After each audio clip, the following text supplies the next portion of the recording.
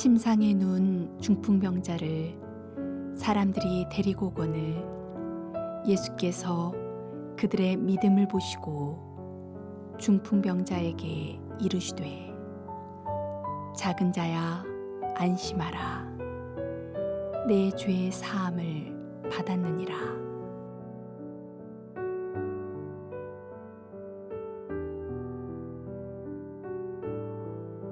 예수님께서 가르치실 때 사람들이 사지마비가 된 중풍병자 한 사람을 데리고 왔습니다. 예수님은 이 병자를 보시더니 대뜸 작은 자야 안심하라 내 죄사함을 받았느니라 이렇게 말씀하셨습니다. 여러분, 이 말을 들은 병자의 심정이 어떠하였겠습니까? 자, 우리 입장을 바꿔놓고 생각해 봅시다. 어떤 목사님이 입원한 성도의 병원을 신방했습니다. 목사님은 그를 위하여 기도해 주기 전에 집사님의 죄가 용서받았습니다. 이렇게 말한다면 어떨까요? 아마 신앙 좋은 집사님이라면 속으로 상당히 기분 나빠할 것입니다. 목사님 오늘 이상하시다. 기도나 해줄 것이지 무슨 죄를 회개하라고? 그리고 그런 말 하려면 아무도 없을 때 따로 만나서 이야기해 줄 것이지. 만일 성격이 급한 사람이라면 화를 벌컥 낼 것입니다. 당신이 뭔데 죄를 회개하라 말라 하는 거요. 또 함께 온 성도들은 얼마나 무안하겠습니까? 유대사회나 오늘날 우리 사회나 체면을 중요하게 생각하고 수치를 못 견뎌 하는 사회입니다. 어떤 사람에게 당신 죄를 지었소 하는 말은 우리의 명예에 가장 큰 손상을 주는 말입니다. 그런데 왜 예수님은 병을 고쳐주는 대신 이런 말씀을 하셔서 이 사람을 당황하게 하고 모인 사람들이 몸둘 바를 모르도록 하셨을까요? 예수님은 이 사람의 병의 근원을 본 것입니다. 이 사람은 아마도 아무도 모르게 죄를 지었고 그 때문에 괴로워하다가 그것이 화근이 되어 병이 된 듯합니다. 모든 병의 근원이 죄는 아니에요. 그렇지만 죄가 근원이 된 병도 있습니다. 바로 이 사람의 경우가 그러했습니다. 예수님에게는 이 사람의 병보다 그 병의 원인인 죄가 더 중요한 것이었습니다. 제가 미국에서 살 때 있었던 일입니다. 한 번은 제가 수요일 저녁 예배 시간에 설교하면서 가정이 화평해야 한다 하는 말씀을 전했습니다. 가정에 고통스러운 일이 있더라도 견디고 기도하면 남편이나 아내가 언젠가 정신을 차리고 다시 돌아올 것이다 말씀을 전했습니다. 설교 내내 고개를 끄덕이며 매우 진지하게 듣던 여성도가 있었습니다. 저는 그가 은혜를 받고 있다고 생각했죠. 그런데 다음 날 전화가 걸려왔습니다. 이제부터 교회에 나오지 않겠다는 것입니다. 제가 설교한 바로 그날 낮에 여전도사님에게 자신의 가정 이야기를 하였는데 그 전도사님이 저에게 일러 바쳐서 자기 이야기를 소재로 삼아 설교하였다고 믿고 있는 것이었습니다. 전혀 그런 것이 아니었는데 말입니다. 제가 그렇지 않다고 설명을 간곡히 하였지만 결국 교회를 떠나고 말았습니다. 제 마음속으로 이렇게 생각했습니다. 설령 내가 여전도사님으로부터 그 이야기를 듣고 설교를 했다고 해도 그 말씀대로 순종하고 가정을 바로 세우면 될 텐데 하는 아쉬움이 남았습니다. 예수를 믿는다는 것은 바로 인생의 근본적인 문제인 이 죄를 회개하고 해결받는 것입니다. 병이나 사업 실패와 같은 것들은 증상에 불과하고요. 그 원인은 우리의 내면 세계입니다. 예수님을 만난다는 것은 단순히 증상을 치료받는 것이 아니고요.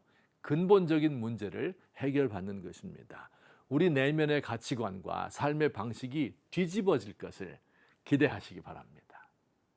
예수님은 수수께끼 같은 말씀을 남기셨습니다.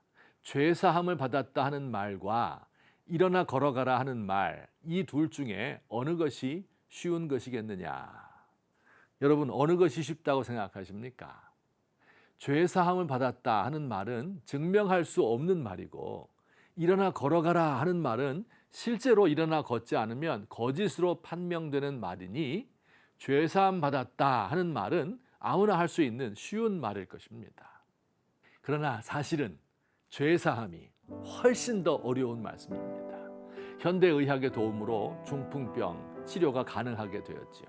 그렇지만 죄사함의 문제는 끝까지 해결되지 못하는 인류의 근원적인 문제이기 때문입니다. 예수님께서는 작은 자야 안심하라, 내 죄사함을 받았느니라 라고 말씀하심으로써 그의 죄와 질병을 모두 고쳐주셨습니다.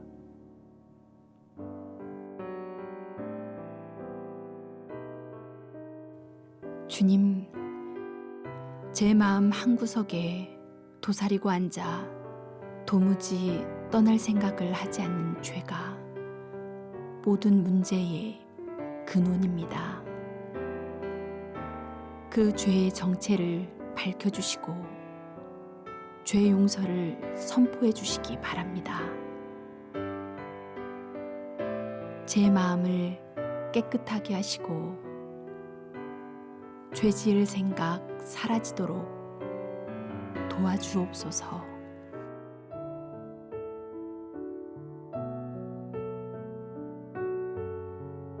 예수께서 들으시고 이르시되 건강한 자에게는 의사가 쓸데없고 병든 자에게라야 쓸데 있느니라.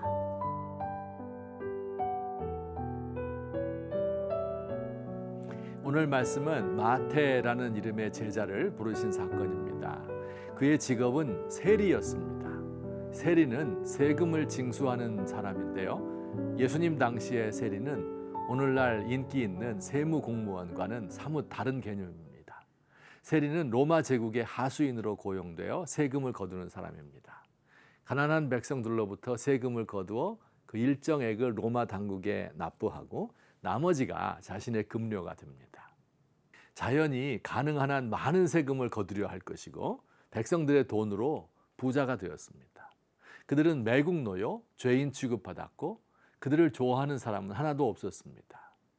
이 로마 제국은 자기 손에 피를 묻히지 않고 유대인 가운데서 대리인들을 골라 힘든 일을 시킨 것입니다.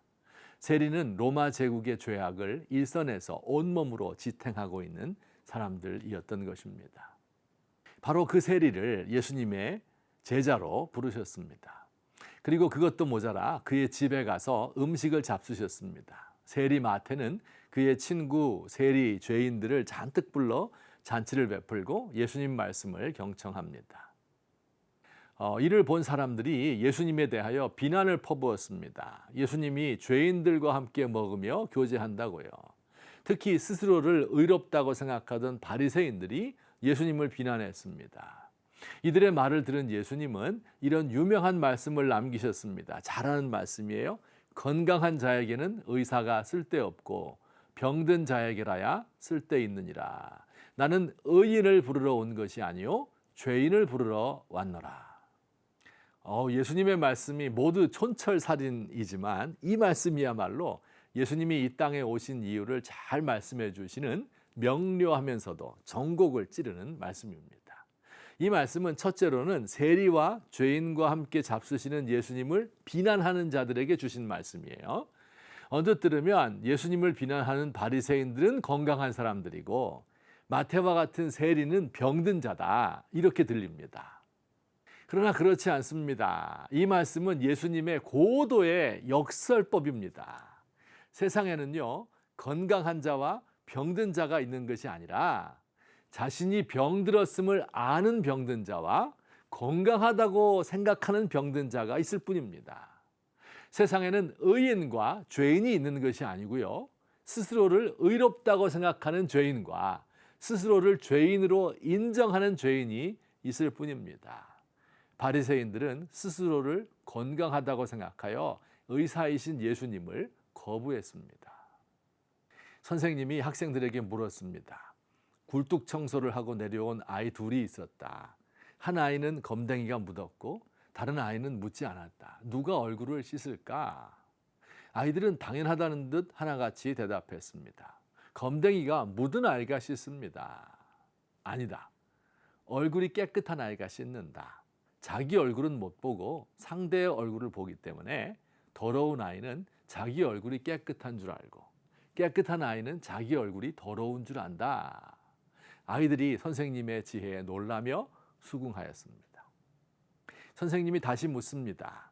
굴뚝 청소를 하고 내려온 아이 둘이 있었다. 한 아이는 검댕이가 묻었고 다른 아이는 묻지 않았다. 누가 얼굴을 씻을까? 똑같은 질문이죠. 이번에는 잘 맞추었어요. 검댕이가 안 묻은 아이요. 모두 대답했습니다. 선생님이 다시 말씀했습니다. 너희들 다 틀렸다. 두 아이가 함께 굴뚝을 청소했는데 어떻게 한 아이에게만 검댕이 묻을 수 있겠니? 둘 다 묻을 수밖에 없다. 둘째로 이 말씀은 세리 마태를 비롯한 세리와 죄인들을 부르시는 말씀입니다. 마태는 자신을 부르시는 예수님을 따라 나섰습니다. 지금까지 어쩔 수 없이 일하던 이 세리 직업을 미련 없이 버렸습니다. 그는 예수님의 12 제자 가운데 한 사람이 되어 예수님이 하시던 일, 즉 죄인을 부르는 일을 계속했습니다. 그리고 예수님의 행적을 기록한 마태복음서를 썼는데 그 복음서 한 구석에 자신의 이야기를 집어넣었습니다. 아마도 그날의 일을 기억하고 감격의 눈물을 쏟으며 기록하였겠지요.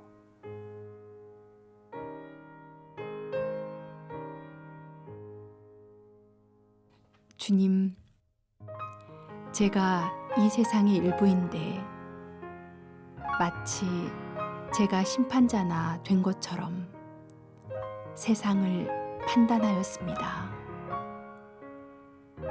제가 한국교회의 지체인데 의로운 척하며 교회를 비판하였습니다.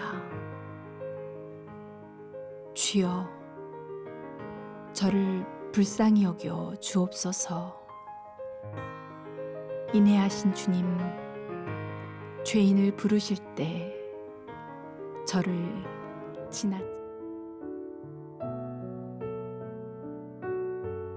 새 포도주를 낡은 가죽 부대에 넣지 아니하나니 그렇게 하면 부대가 터져 포도주도 쏟아지고 부대도 버리게 됨이라.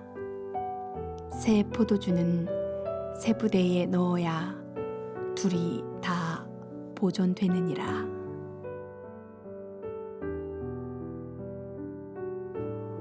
한날 한시에 한 도시에서 아이 둘이 태어났습니다. 하나는 왕궁에서 태어난 그 나라의 왕자였고 또 하나는 다리 밑에서 태어난 거지입니다.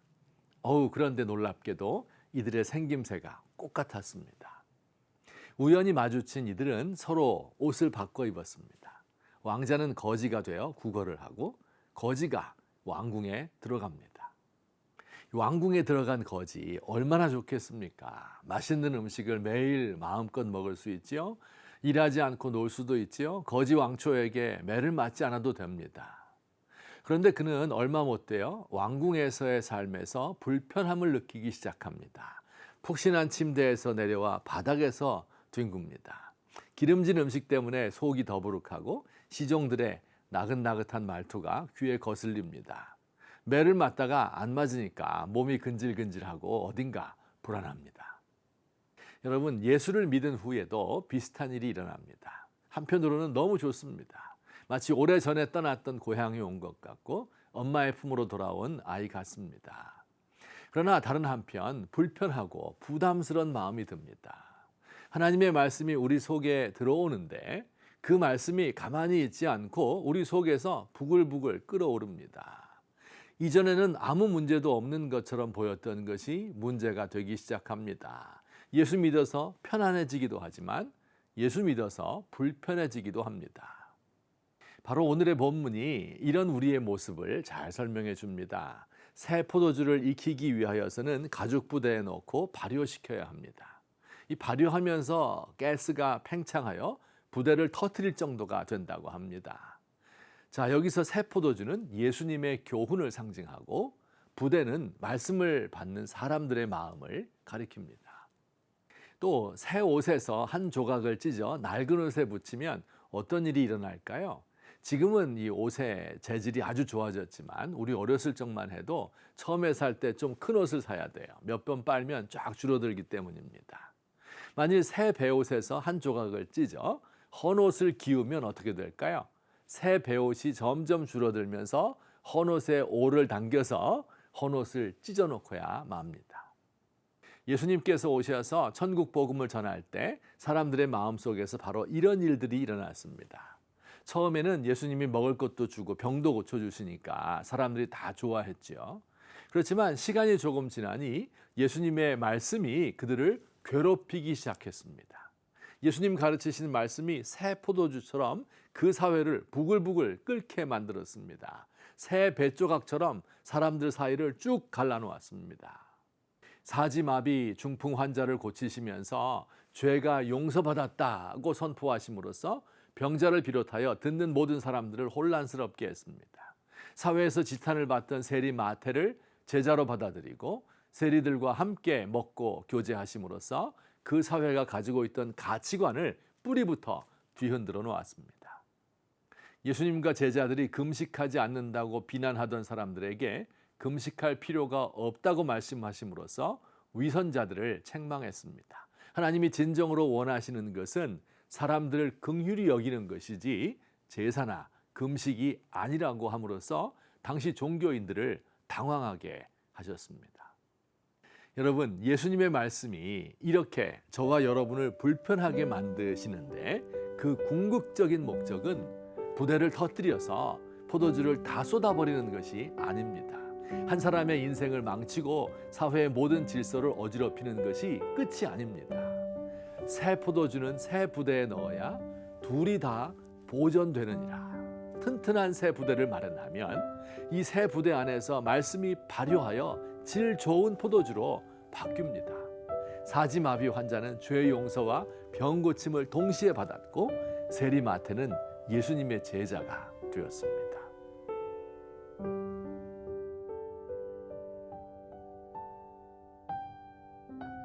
주님의 말씀은 나를 혼란스럽게 만들어 회개하지 않고는 견딜 수 없도록 하십니다.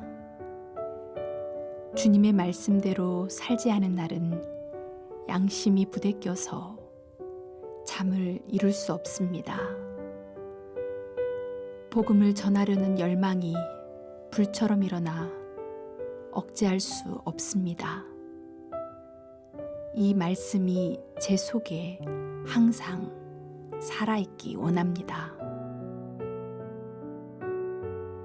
예수께서 돌이켜 그를 보시며 이르시되 딸아 안심하라 내 믿음이 너를 구원하였다 하시니 여자가 그 즉시 구원을 받으니라.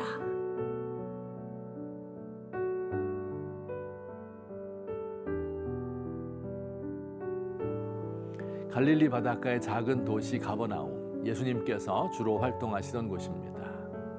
군중에 둘러싸여 걸어가시는 예수님의 뒤에서 예수님의 옷자락을 만진 한 여인이 있었습니다.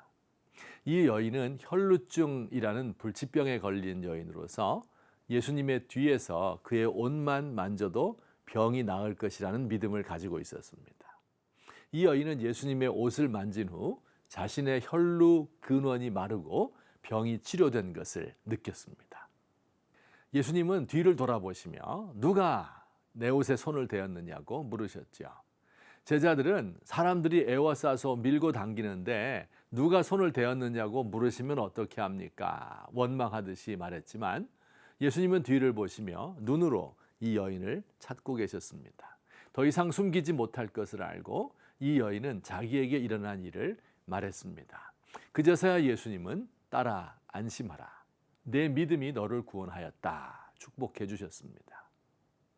자, 여기서 의문이 생깁니다. 왜 이 여인은 예수님의 뒤에 와서 몰래 예수님의 옷에 손을 대려 하였을까요?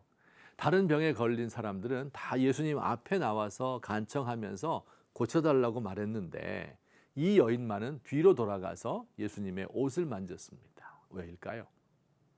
바로 이 여인이 걸린 병명이 문제입니다. 혈루증에 걸렸는데요. 이 구약 성경에서 유출병이라 불리는 병으로서 부정기적으로 하혈을 하는 부인병의 일종입니다. 이 병은 그 당시에 부정하다고 여겨졌습니다. 자신만 부정할 뿐 아니라 그에게 접촉하는 사람이나 물건들을 부정하게 만들었습니다. 레위기 말씀에 따르면 그가 눕는 상이나 앉았던 자리가 부정해서 그 침상에 접촉하는 자는 옷을 빨고 물로 씻어야 했습니다. 또 그가 만진 질그릇은 깨뜨려야 했고 목기는 물로 씻어야 한다고 합니다. 만일 이 여자가 예수님 앞에 나와서 자신의 병명을 이야기하고 고쳐주세요 이야기했다면 어떤 일이 벌어졌을까요? 아마 가까이 있던 사람들이 약 3m 정도 후다닥 뒤로 물러가고 침을 퇴퇴 뱉으면서 욕을 했을 것입니다. 어디서 이런 더러운 병 걸린 여자가 와서 우리 모두 부정타게 하려고. 이 여인은 생각했을 것입니다. 혹시 예수님도 나를 더럽다고 하지 않을까? 안전하게 아무도 모르게 예수님 뒤로 돌아가서 만지자. 그렇게 능력이 많다고 하는데 혹시 나을지도 몰라. 의문이 또 하나 생깁니다. 예수님은 왜 꼭 이 여인이 병 나은 것을 밝히고 싶어 하셨을까요? 병 고침 받았으면 인사라도 하고 가라는 뜻인가요? 그렇진 않은 것 같습니다. 예수님은 평소에 자신의 능력을 과시하는 분이 아니었어요. 오히려 당신의 능력을 감추려고 하셨지요. 예수님은 이 여인의 불행한 삶에 주목하셨습니다. 이 여인, 청소년기에 들어섰을 때 자기에게 고치지 못하는 부정한 병 걸렸다는 사실을 알고 얼마나 놀라고 당황하였을까요? 부모가 이를 고치기 위하여 좋은 의사를 백방으로 찾아다녔으나 모두 허사였습니다. 12년 동안 노력하느라고 가지고 있던 재산을 다 탕진했습니다. 이제는 못 고칠 병이라고 부모들이 포기했습니다. 친구들을 사귈 수 없었겠죠. 그녀와 접촉하는 사람이 모두 부정해지는데 누가 그의 친구가 되겠습니까? 오랜 세월 거절만 이렇게 당하다 보니 이제 마음의 문을 닫았습니다. 사람이 두렵고 다른 사람을 받아들일 수 없어요. 사람들 앞에 나서는 것은 상상도 못합니다. 그 미래가 어둡습니다. 결혼을 할 수도 없습니다. 이대로 부모가 죽거나 무슨 일이 생기면 거지가 되어 떠돌아다닐 수밖에 없었습니다.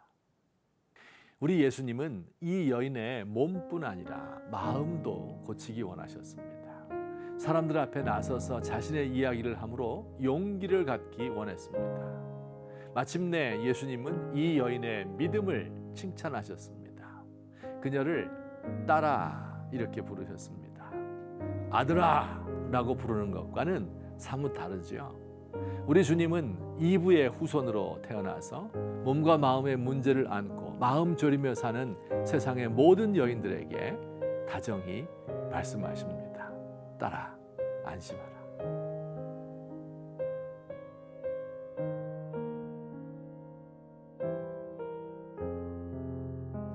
우리의 마음을 만지고 고치시는 주님, 우리의 가난과 구차함과 부정함을 아십니다.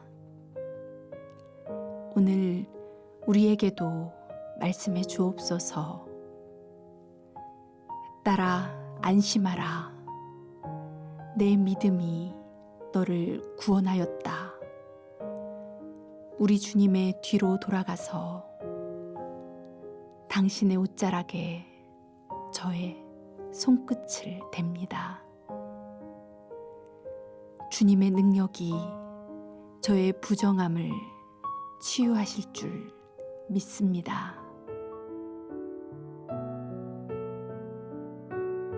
이에 제자들에게 이르시되 추수할 것은 많되 일꾼이 적으니 그러므로 추수하는 주인에게 청하여 추수할 일꾼들을 보내주소서 하라 하시니라.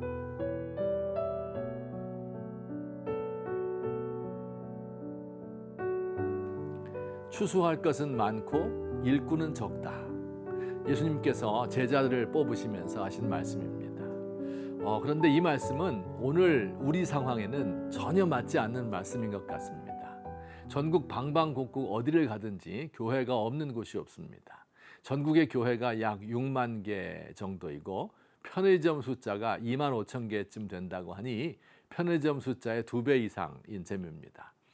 그런데 교회를 섬기는 목회자의 숫자는 20만 명은 좋게 될 것입니다. 교회 수보다 사역자의 수가 많으니 신학교 졸업생들을 불러주는 교회가 적고 개척을 하려고 해도 살아남을 가능성이 희박합니다. 기적이 일어나지 않는 한 앞으로 한 세대 후 기독교 인구는 지금의 절반 정도로 감소할 것으로 보입니다. 우리 시대는 추수할 것은 적고 일꾼은 많은 것 같습니다. 자, 그렇다면 예수님의 이 말씀이 예수님 당시에는 해당되는 것이었고 우리 시대에는 맞지 않는다는 말씀일까요? 전혀 그렇지 않습니다. 우리 주님의 말씀은 어제나 오늘이나 변함이 없습니다. 지금도 추수할 것은 많고 일꾼이 적습니다. 사실 오늘 본문을 자세히 살펴보면 이 말씀이 정확하게 우리 시대를 묘사하고 있음을 알 수 있습니다. 추수할 것은 많다 하는 말씀이 무슨 의미인지, 또 일꾼이 적다 말씀하신 것은 무슨 뜻인지 생각해 보도록 합시다. 오늘 본문에 추수할 것, 이것은 당시 유대 백성들을 가리키는 말이죠. 그들의 형편에 대하여 36절에서 이렇게 설명합니다. 무리를 보시고 불쌍히 여기시니 이는 그들이 목자 없는 양과 같이 고생하며 기진함이라. 여기 고생한다 하는 단어는 짐승의 껍질, 가죽을 벗긴다, 난도질한다 라는 말에서 나왔습니다. 기진함이라는 단어는 여기저기 버려져 흩어져 있는 가련한 몇 마리의 짐승떼를 가리키는 말입니다. 이렇게 고생하며 유리하는 백성들을 마치 목자 없는 양과 같다고 말씀하셨습니다. 백성들은 목자가 없는 양과 같은 불쌍한 삶을 살았습니다. 아니, 어쩌면 목자가 없는 편이 더 나을 뻔하였습니다. 백성들은 로마 제국과 지방의 수령이 매기는 무거운 세금에 눌리고 성전을 중심으로 한 종교 기득권 세력에 뜯기고 바리새인들이 강요하는 종교의식의 무거운 짐을 지고 있었습니다. 가끔씩 찾아오는 전염병에 사랑하는 가족을 잃기 일쑤이고 몸과 마음을 귀신에 빼앗긴 사람도 많았습니다. 진리를 알지 못한 채 로마의 권력을 동경하고 타락한 헬라 문명의 영혼을 팔고 여기저기서 출몰하는 사이비 종교에 영혼을 빼앗겼습니다. 의인들은 숨어 있고 경건한 자들은 한숨을 쉬며 진정한 목자의 출현을 기다렸습니다. 21세기 대한민국, 외형적으로는 이전에 없던 풍요를 누리고 있는 듯 보이지만 우리의 영혼은 예수님 시대 가난한 유대인들과 전혀 다를 바 없습니다. 우리 시대의 목자들은 예수님 당시 지도자들보다 더하면 더했지요. 사람들은 기댈 데 없이 유리하고 방황합니다. 양극화의 현실에서 아무런 희망을 가지지 못한 채 고통받고 죽어가는 사람들이 너무 많습니다. 현실이 그렇게 어렵냐고요? 눈을 감고 있어서 보지 못하는 것뿐입니다. 이렇게 고통받는 시대에 예수님께서 긍휼의 목자로 오셨습니다. 36절이 예수님의 마음을 묘사합니다. 무리를 보시고 불쌍히 여기셨다라고 합니다. 여기 불쌍히 여겼다 하는 단어는 창자가 끊어지는 것 같은 불쌍한 마음이 들었다는 의미입니다. 뱃속 깊은 곳에서 아프게 올라오는 슬픔을 가지셨다는 뜻입니다. 독자를 잃고 우는 과부를 향하여 느끼신 애잔한 슬픔, 죽어가는 사람을 보며 사마리아인이 느꼈던 비통함과 다급함, 또 집 나간 아들이 거지가 되어 돌아오는 모습을 보고 느꼈던 아버지의 이 심장이 멎는 듯한 아픔과 쓰라림, 이것이 모두 우리 예수님의 마음을 보여주는 그림들입니다. 긍휼의 목자 예수님은 지금도 당신의 마음을 가진 사람을 찾으십니다. 어때요? 이런 사람 찾기 어렵지요? 추수할 때는 다가오는데, 하나님의 심판은 문 밖에 와 있는데 추수할 일꾼은 부족합니다.